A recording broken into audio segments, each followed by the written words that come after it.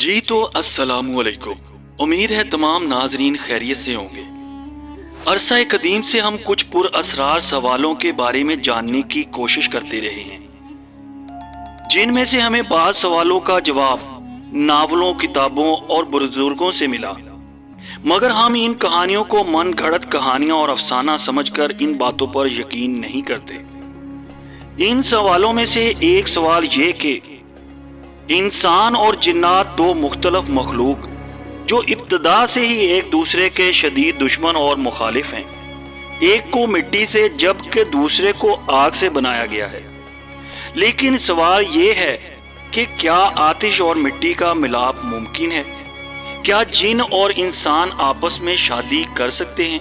अरबी दास्तानें हमें क्या बताती हैं और इस्लाम की नज़र में जिन्नात और इंसान की इस शादी की क्या हैसियत है? आज हम आपको कुरान और हदीस और दीगर रवायात की रोशनी में इस सवाल के बारे में तमाम मालूमात देने की कोशिश करेंगे।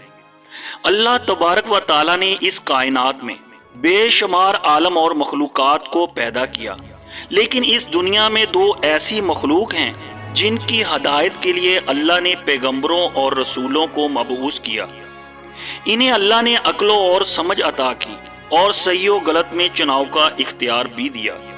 अल्लाह की ये दो मखलूक इंसान और जिन्नात हैं। जिन्नात की दुनिया गैब और इसरार में छुपी हुई है, जो इंसानों की नज़र से पोशीदा है। इस ज़मीन पर जिन्नात की तारीख इंसान से भी पुरानी है। हज़रत आदम अलैहिस्सलाम की पैदाइश से भी कई हजार साल कबल से ही जिन्नात इस ज़मीन पर बड़े बड़े कबीले और आबादी की शक्ल में मौजूद थे।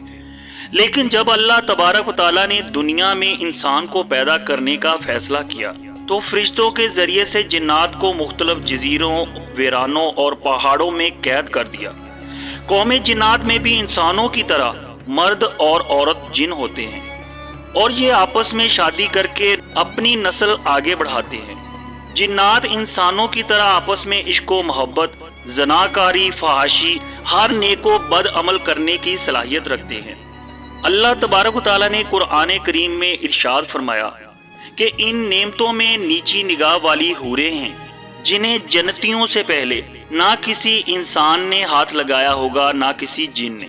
यानी ये इस बात की दलील है कि जिन भी जमा यानी इंसानों की तरह हम बिस्तरी करते हैं। कहते हैं जिन्नात की शादी भी इंसानों की ही तरह होती है।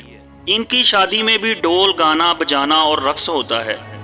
यहाँ तक कि शादी में सबसे बेहतरीन खाने पीने का भी इंतज़ाम किया जाता है। इनकी शादियों में दूसरे कबीले या गांव के जिन्नात सरदारों को मेहमान के तौर पर दावत दी जाती है। कदीम मजहबी और गैर मजहबी किताबों और दास्तानों में जिन्नात और इंसान के आपस में मोहब्बत और शादी के सैकड़ों वाक़यात मिलते हैं। बाज़ रवायतों से ये भी मालूम होता है कि ज़माना कदीम में जिन्नात और इंसान की शादी हुआ करती थी। चुनाचे मलका बल्कीस जो कि हजरत सुलेमान अलैहिस्सलाम की बीवी थी, उनके माँ और बाप में से कोई एक जिन थे। बहुत सारे औलिया अल्लाह और उलमा इकराम ने जिन्नात और इंसान में शादी करने को नाजायज करार दिया है। चुनाचे इस शादी को ममनू और हराम करार देना इस बात की दलील है कि ऐसा मुमकिन है। अगर जिन्नात और इंसान की शादी मुमकिन ना होती तो शरीयत में इसे हलाल या हराम होने का फतवा ना लगाया जाता।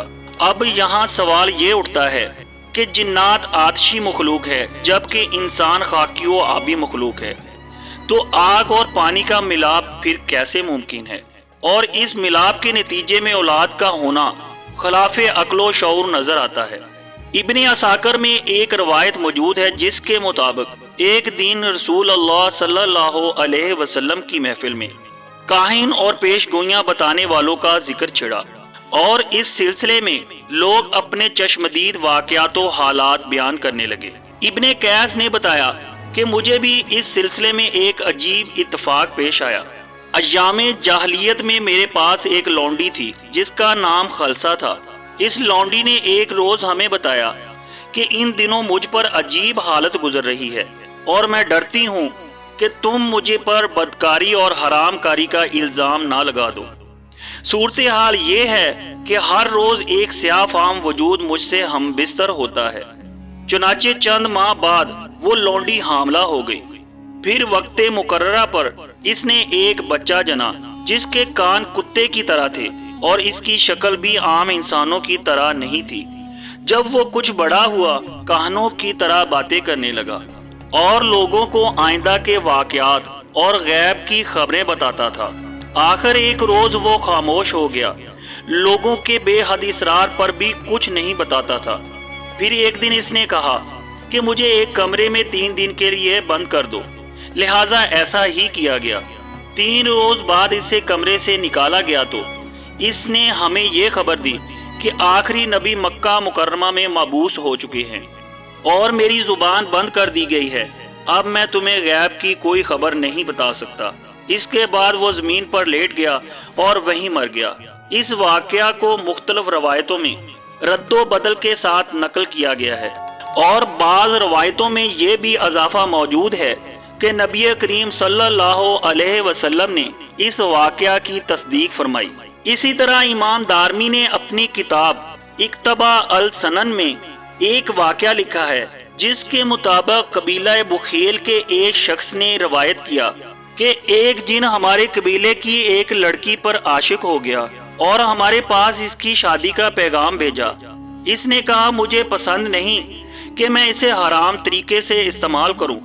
اس کے بعد وہ روبرو ہم سے گفتگو کرنے لگا۔ ہم نے کہا تم کیا چیز ہو؟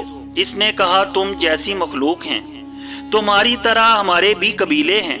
ہم نے کہا کیا تم میں بھی یہ مذہبی اختلافات ہیں؟ اس نے کہا ہاں، ہم ہر طرح کے لوگ ہیں، قادیہ بھی ہیں، شیعہ بھی ہیں اور مرجیہ بھی ہیں۔ ہم نے کہا تمہارا تعلق کس جماعت سے ہے؟ اس نے کہا مرجیہ سے۔ چنانچہ ہم نے اس لڑکی کی شادی اس سے کر دی۔ بس ثابت ہوا انسانوں کی طرح جنوں میں بھی شادی اور جماع کا سلسلہ موجود ہے، اور یہ اپنے قبیلے نسل کی بجائے انسان سے بھی شادی اور ملاپ کر سکتے ہیں، اور باقاعدہ انسان اور جن کے ملاپ سے اولاد بھی پیدا ہوتی ہے۔ مگر بلا شبہ جنات عورتوں کا انسانی مرد یا جنات مرد کا انسانی عورت سے شادی کرنا نہ صرف مکروہ اور حرام ہے بلکہ اسلام میں اس سے سخت ممانعت کی نظر سے دیکھا جاتا ہے، کیونکہ انسانوں کا معاشرہ اور جنات کا معاشرہ بالکل مختلف اور الگ ہے، اور اللہ نے انسانوں پر احسان کیا اور ہمارے لیے انسانوں میں ہی عورتوں اور مردوں کے جوڑے پیدا فرمائے۔ اگلی ویڈیو تک کے لیے اللہ حافظ، اللہ نگہبان۔